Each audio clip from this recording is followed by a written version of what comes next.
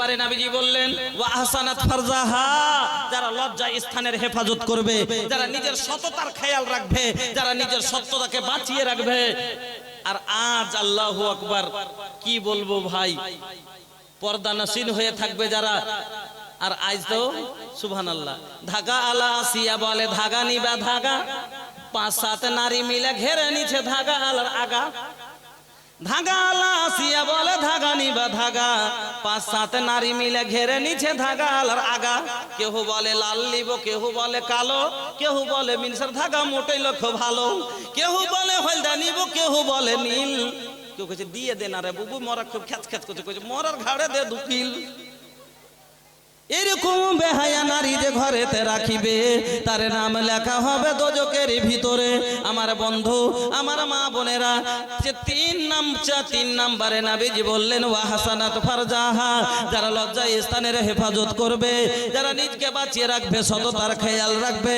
ও মা জননী, যারা নিজের ইজ্জতকে বরবাদ করবে না, ওই মহিলারা। আর আজ আল্লাহ রে আল্লাহ, কি বলবো মেয়েদের ব্যাপারে।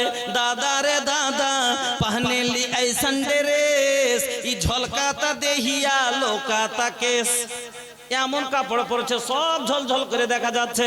দাদা রে দাদা, पहने ली ऐसन ड्रेस, झलकाता देहिया लोकाता केस। अरे देखे वालन के हो जाला मोड फ्रेश, नंबर खो जाता लइका मारे खातिर एसएमएस। এত পাতলা ঝলঝলে কাপড়, ওই বলবো ওই যে বাতির আলোতে হাঁটছে, আর এত চকমক করে জ্বলছে, মাথায় কাপড় নাই। রাত होटल में बैठ बैठ के करती है नाश्ता, आंचल गिरा के सर से ये चलती है रास्ता। पर्दे की इनके सामने कोई कीमत नहीं रही, फातिमा सी अब कोई औरत नहीं रही। নাম ফাতেমা পাওয়া যাবে, ফাতেমার মতো ব্যবহার পাওয়া যায় না। নাম আয়েশা আছে, আয়েশার মতো পর্দা নাই। আয়েশা ছিল নবীর স্ত্রী, বলছে ফজরের নামাজ মসজিদে পড়তাম, নামাজ পড়ে বাড়ি আসতাম, এত অন্ধারে তারপর এমন করে চাদরকে লেপটে নিতাম, লা ইয়ারিফনা, আমাদের কেউ চিনতে পারতো না, এমন করে চাদরকে লেপটে নিতাম। আর আজ আয়েশা নামের মেয়ে বড় বড় ফুল ঝুলিয়ে গালাতে ওড়না খান ঝুলিয়ে দিয়েছে, আর এই লম্বা লম্বা চুলকে ছেড়ে দিয়ে রাস্তাঘাটে চলছে। রাস্তাঘাটে খোলা দেখো যখন মাথার চুল, দেখলে ছেলেদের মেজাজ ঠিক থাকে না, করে বসে ভুল। রাস্তাঘাটে খোলা দেখায় যখন মাথার চুল, দেখলে ছেলেদের মেজাজ ঠিক থাকে না, করে বসে ভুল। তুমি যদি রাখতে হে ডেকে, ছেলেরা না পেতো দেখতে, আরে জাহান্নামে যাওয়ার বন্ডে তুমি হলে দায়। আল্লাহ সুন্দর করে যত্ন করে বানাইছে তোমায়। গোলাপ সুন্দর নার্গিস সুন্দর সুন্দর আরো ফুল, সব চায় সুন্দর তোমায় বানালছেন রব্বুল। গোলাপ সুন্দর নার্গিস সুন্দর সুন্দর আরো ফুল, সব চায় সুন্দর তোমায় বানালছেন রব্বুল। বুরকা পরে রাখো ঢেকে, দেহটা জানো কেউ না দেখে, আরে দেখলে কিন্তু জাহান্নামে হবে তোমার ঠাই। আল্লাহ সুন্দর করে যত্ন করে বানাইছে তোমায়। আমার মা বোনেরা, নবীজি বললেন ওয়া আহসানাত ফারজাহা, ওয়া 4 নম্বরে নবী বললেন ওয়া আতাআত বালাহা, যারা স্বামীর কথা মতো চলবে, স্বামীর ইতাআত করবে। এই 4খানা কাজ যদি মহিলারা দুনিয়াতে বজায় রাখতে পারে, দুনিয়াতে যদি করে যেতে পারে না, আল্লাহ রাব্বুল আলামিন কিয়ামতের দিন জান্নাতের 8টাই দরওয়াজা ওপেন করে দিবেন, আর বলবেন ভিতরে তোমার যেতে দিয়ে ইচ্ছা ঢুকে যাও। মহিলা, আল্লাহর পাকের নবী বলছেন সব চাইতে উত্তম মহিলা, সব চাইতে ভালো মহিলা কারা? আল্লাহ পাকের নবী বলছেন, মা ভালো করে কথাটা শুনে যান। নবীজি বলছেন মহিলাদের মধ্যে সব চাইতে ভালো মহিলাকে। কাকে ভালো মহিলা বলা যাবে? নবীজি বলছেন আল্লাতী তাসুররুহু ইযা নাজারা ওয়া তুতিউহু ইযা আমারা। নবীজি বলছেন আল্লাতি তাসুররুহু ইজা নাজারা ওয়া তুতিউহু ইজা আমারা ওয়া লা তুখালিফুহু ফি নাফসিহা ওয়া মালিহা। বিশ্বনবী মুহাম্মদুর রাসূলুল্লাহ সাল্লাল্লাহু আলাইহি ওয়াসাল্লাম বলছেন ভালো মহিলার পহচান হলো, ভালো মহিলার মধ্যে গুণ হলো যে যখন তার স্বামী তাকে দেখবে স্বামী খুশি হয়ে যাবে। अल्लती तसुर्रुहु इज़ा नज़रा, जब उसका शौहर उसे देखे तो खुश हो जाए, माने स्वामी देखलेই খুশি যাতে হয়ে যায়। এবার বলবেন যে কথাটা বুঝা গেল না, ভাঙ্গা বলেন। আমি তো ভাই ভাঙ্গা ফোড় বক্তা, তো বুঝতে পারছেন কথাকে আমি ভেঙে বলি, তো মানুষের ব্রেনে কাটে বসে যায়। এবার বল ভালো করে বুঝিয়ে দিই। নবী বলছেন যে স্বামী দেখলে যাতে খুশি হয়ে যায়, এ মহিলার এমন মহিলা, তো কোন মহিলাকে দেখে স্বামী খুশি হবে জি ভাই? হাল বেহে আসছে আর আসার পরে যদি তিনটা দাঁত ভাঙ্গা দেখে কাজিয়ে করে যার সুতে তো ভালো হলো।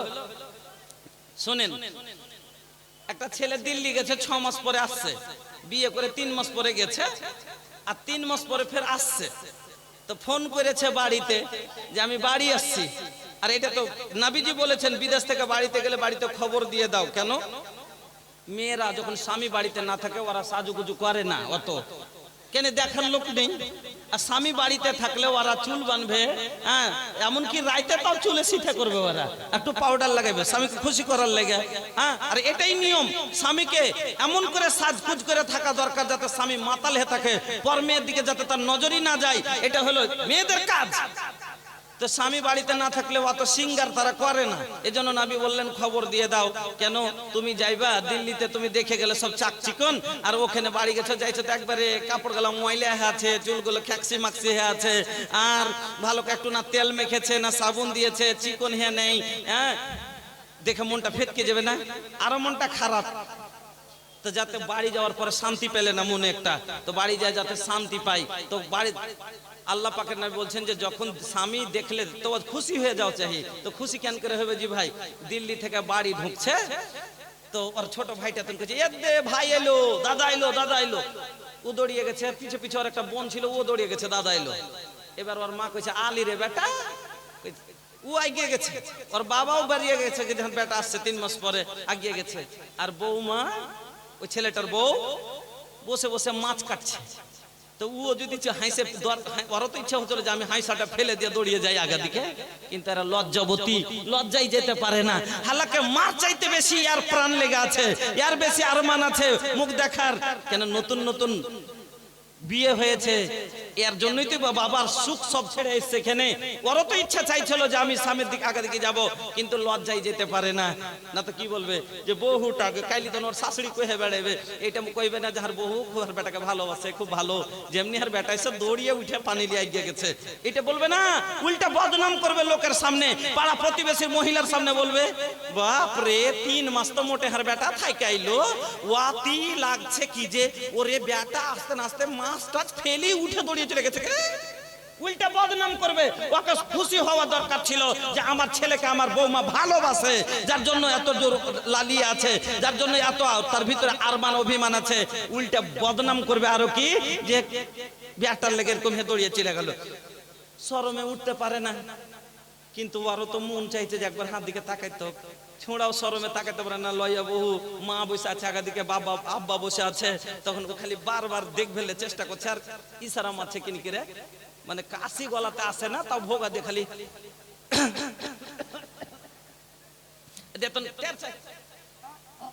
মানে একটু মুখটাকে বাড়ছে, তাইলে চল মুখ দিয়ে তাকাও তো ও দেখতে পাবো। আর ও তো বুঝতে পারছে যে ঠিক আমার লেগে এরকম করছে। ও তখন আর একটু মুচকি যেমনি ওর দিকে তখন চোখটাকে কাইট করে একটু তাকিয়ে একবারে মুচকি মেরে হাসে উঠে। আচ্ছা বলেন তো এই স্বামী খুশি হবে না? হবে না? হবে না? হবে না? ওর সমস্ত ব্যথা 3 মাসের কষ্ট দিল্লি যাবে না? যাবে না? যাবে। এই জন্য নবী বললেন আল্লাতি তাসুররুহু ইজা নাজারা, স্বামী দেখলেই যাতে খুশি হয়ে যায়। এই হলো ভালো মহিলার পহচান। ও তুতিউহু ইজা আমারা, আর যখন কথাকে কোনো কথার আদেশ করলো, করে ফেললো চট করে, ওয়ালা তুখালিফুহু ফি নাফসিহা ওয়া মালিহা, এবং তার নাফস থেকে, দেহ থেকে এবং তার মাল থেকে স্বামীর একটাও খেলাপ করলো না, স্বামীর উল্টো করলো না, স্বামী যেটা পছন্দ করে না সেটা করলো না। এই মহিলা হলো সব চাইতে ভালো মহিলা। দুটা গুণ তো হইলো মাত্র, এখানে আরো দুটা হক হইলো স্বামীর। আরো কয়টা বেঁচে আছে স্বামীর হক? চারটা।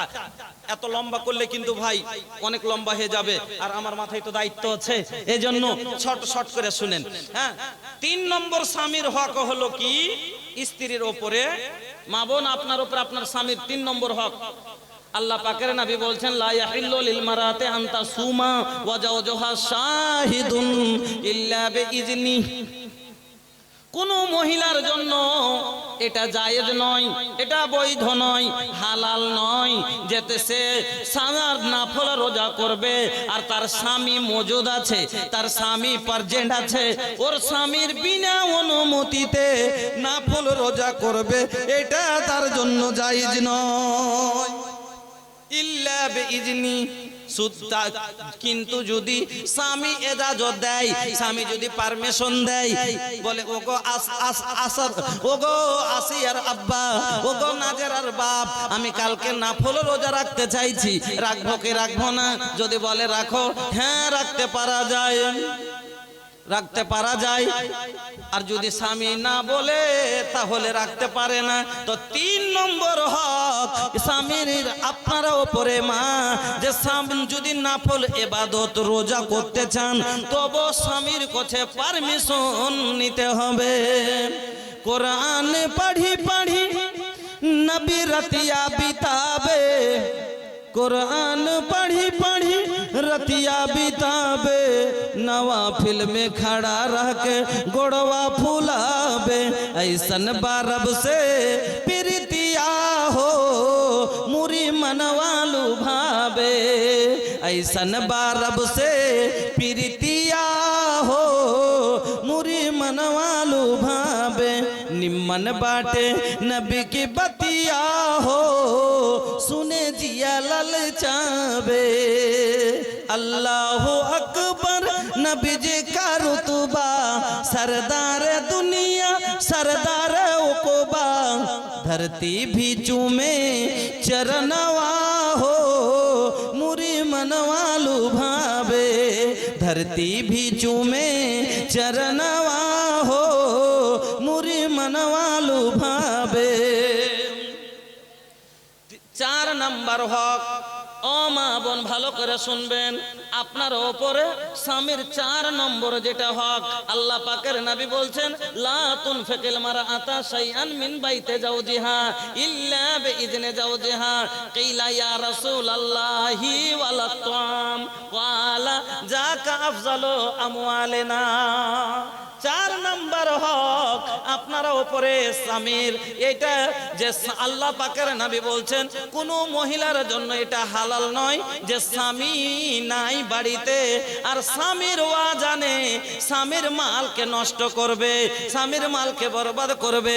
কোন মহিলা জানো না কি করে, স্বামীর মাল থেকে অপচয় খরচ না করে। অনেক সময় দেখা যায় মহিলারা রক করে ধান বিক্রি করে দেয়, চাল বিক্রি করে দেয়, করে না করে না। অনেক মহিলা আছে স্বামীর মাল থেকে ভুট্টা মেরেছে, এখানে 50 প্যাকেট হলো, 2 বড় আর বেটা কইছে তোর ছোট মার্কে ঘরে থিয়াই, হাতে মুঠে টাকা করার জন্য।